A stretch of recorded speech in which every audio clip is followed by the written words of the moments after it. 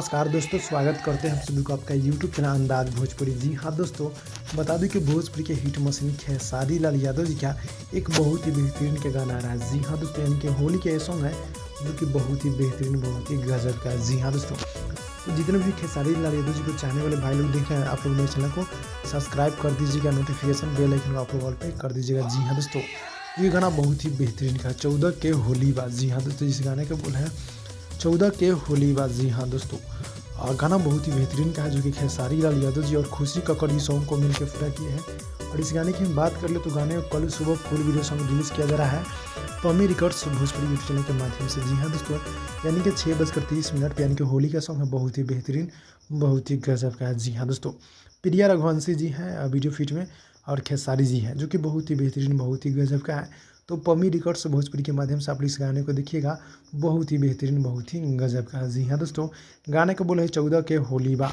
जो कि 14 के होली बा गाने का बोल ही रखा गया है, जो कि बहुत ही बेहतरीन का है। मिलते हैं अगली वीडियो में, तब तक के लिए धन्यवाद।